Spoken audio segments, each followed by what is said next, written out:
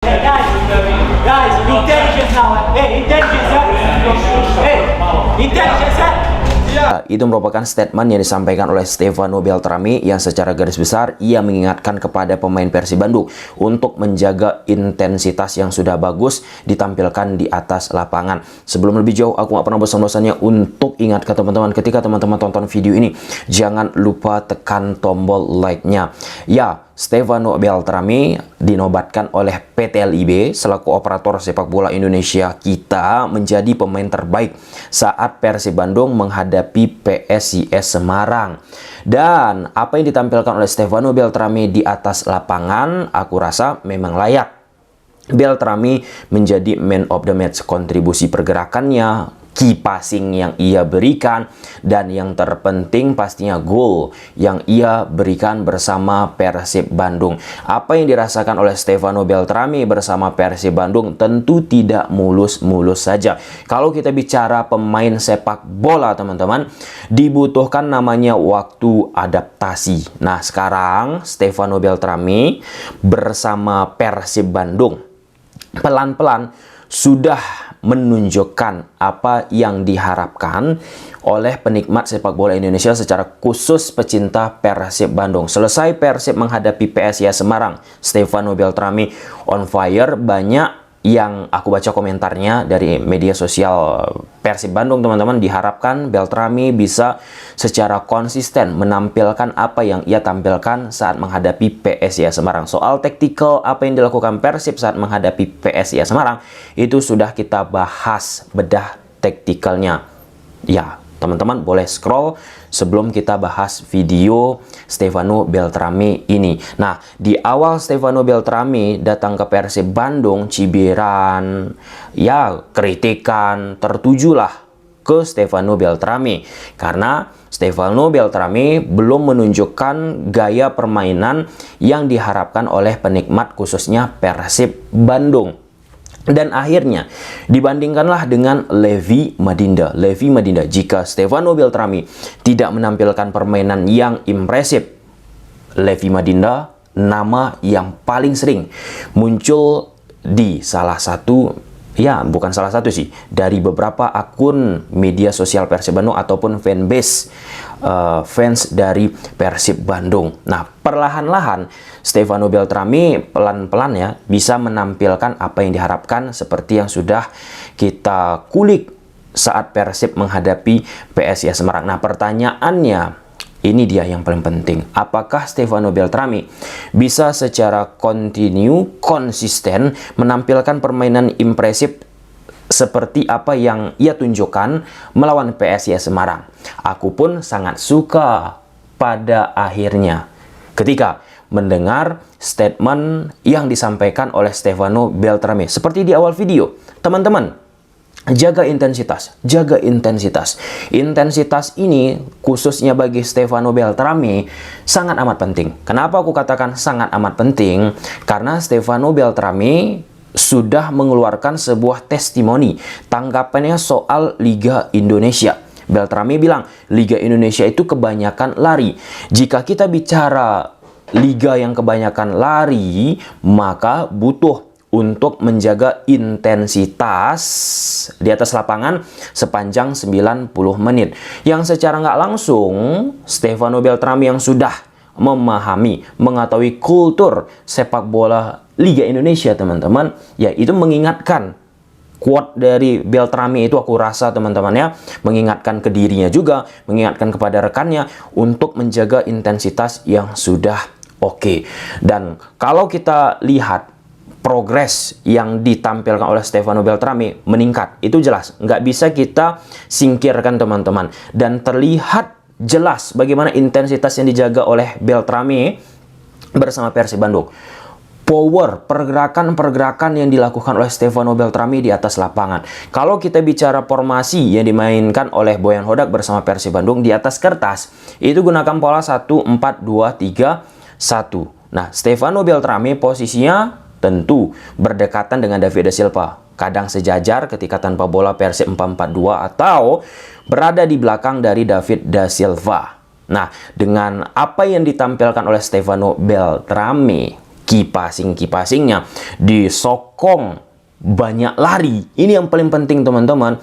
Ya, aku harus katakan sangat ciamik, sangat menikmati kita melihat apa yang ditunjukkan oleh Stefano Beltrami. Tentu ini menjadi bahan penting bagi Stefano Beltrami untuk meningkatkan progres permainannya di masa yang akan datang. Sekarang Stefano Beltrami permainannya on fire, banyak dipuji. Tapi Liga Indonesia, men, kita harus jujur-jujuran aja. Di satu pertandingan bagus dipuji, tapi di pertandingan selanjutnya tidak bisa konsisten seperti apa. Tidak minimal yang ditampilkan Beltrami, contohnya kalah menghadapi PSIA Semarang, itu bisa saja penampilan bagus yang ditampilkan oleh Stefano Beltrami nggak terlihat, nggak dihitung. Akhirnya yang dihitung permainan-permainan buruk dari Stefano Beltrami. Nah, banyak case pemain bola teman-teman, 1, 2, 3, 4, 5 pertandingan nggak bisa tune in itu. Butuh akhirnya banyak pertandingan yang dilakoni. Dan mungkin itu bisa saja seperti apa yang dialami oleh Stefano Beltrami. Dia nggak bisa langsung menampilkan permainan sensasional di 1, 2, 3 pertandingan. Butuh banyak waktu. Contoh lagi pemain Persija Jakarta, Maci Gayos, ya itu pun butuh banyak waktu diberi baru bisa memberikan hasil yang prima. Namun akhir-akhir ini Maci Gayos pun dari sisi agresivitas, kreativitas di lini tengah perlu dipertanyakan juga. Sedang mengalami penurunan. Bukan hanya Maci Gayos bersama Persija, tapi pemain-pemain Persija Jakarta sedang mengalami problem lah ya. Problem yang paling krusial disampaikan oleh Thomas Doll. Kita singgung dikit Persija Jakarta, yaitu seringnya melakukan kesalahan-kesalahan elementer. Itu diakui loh oleh pelatih kepala sendiri. Pemain Persija sering melakukan kesalahan-kesalahan, memberikan gol mudah kepada pemain-pemain lawan. Nah, di saat memberikan gol mudah kepada pemain lawan, maka ya apa yang diinginkan oleh Thomas Doll pasti akan sulit untuk tereksekusi di atas lapangan. Ya, kita lihat apa yang akan dilakukan oleh Stefano Beltrami. Aku pun nggak menutup kemungkinan bisa saja Stefano Beltrami tetap nih dikaitkan dengan Levi Medinda. Nah, Levi Medinda ya menjadi salah satu rekrutan paruh musim yang oke. Aku rasa teman-teman dia cepat tune in, cepatnya tune in Levi Medinda pun tentu karena sudah merasakan atmosfer Liga Malaysia. Liga Malaysia, liga di kawasan Asia Tenggara. Liga Indonesia, liga kawasan Asia Tenggara. Jadi secara kultur nggak begitu banyak ya, walaupun di awal-awal tetap Levi Medinda dikritik. Namun daripada itu semua, ketika kita melihat apa yang sudah disampaikan oleh Beltrami, jaga intensitas, diingatkan Beltrami kepada pemainnya, ya itu sebagai salah satu ya keseriusan bagi Beltrami untuk terus mencoba menampilkan permainan konsisten. Nah, pemain sepak bola kan nggak selamanya konsisten, nggak selamanya bisa menampilkan permainan yang wow. Pasti ada ya sosok di beberapa pertandingan yang lainnya teman-teman. Tapi sudah ada niatan dari Stefano Beltrami untuk dia bisa terus menjaga intensitasnya di atas lapangan. Bayangkan aja, style dari Beltrami ini terlihat nggak begitu banyak lari sih. Umpan-umpan terupas pun aku rasa ya perlu dipertimbangkan untuk diberikan kepada dirinya. Tapi di saat menghadapi PSIA Semarang banyak loh pergerakan-pergerakan dari Stefano Beltrami yang bola itu bola ngejar, bola lari teman-teman. Ia bisa mengejarnya, ia bisa atau berupaya untuk mengambilnya. Itu kan credit point bagi Stefano Beltrami dan skill-skillnya, kemudian visi misinya teman-teman terhadap apa yang harus dia lakukan di atas lapangan sangat-sangat oke dan patut untuk kita saksikan ke depannya. Apakah ini pembelian flop, pembelian gagal Persib Bandung? Perlu waktu lagi teman-teman, tapi ini sebagai cikal bakal positif tentunya bagi Stefano Beltrami bersama Persib Bandung menatap laga selanjutnya. Bicara visi dan misi, ini kita bicara sedikit geser ke konteks. Ini rame banget. Coach Novo Arianto, pelatih timnas Indonesia U16. Beberapa kali di media sosial terlihat ya sedikit gusar terhadap pemain-pemain timnas Indonesia U16. Pertama soal passing.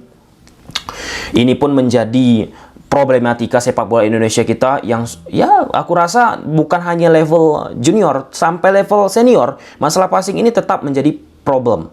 Nah, apa masalah passingnya? Saat sudah passing, Novo Arianto mengingatkan, gerak, Jangan diam, jangan menunggu. Ini selaras seperti apa yang disampaikan oleh Sintayong, pelatih timnas Indonesia kita, pada pemain timnas senior. Bayangkan, timnas senior pun sempat loh kita mendapatkan instruksi seperti itu, diajarkan oleh Coach Sintayong.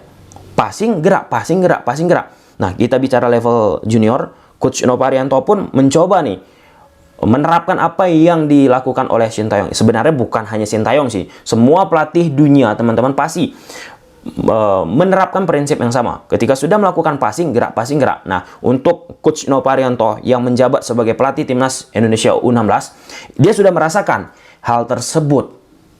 Dan aku rasa nggak salah, selagi masih muda, beri kesempatan. Dan aku rasa ini bukan rahasia yang perlu ditutup-tutupi lagi. Banyak akhirnya teman-teman, ya sepak bola kita di usia dininya masalah-masalah teknik dasar nggak begitu concern banget. Dan itu aku kutip lah ya dari beberapa alumni pemain timnas Indonesia kita. Contohnya Febri Haryadi.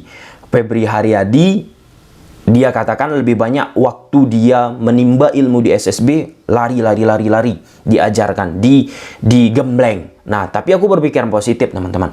Di sekarang ini era sepak bola kita, teman-teman, aku berpikir SSB, semualah elemen stakeholder, family football Indonesia, teman-teman, sudah mencoba atau sudah berupaya nih memperbaiki teknik dasar. Dan itu aku harapkan tertuang nih ke timnas Indonesia, salah satunya ke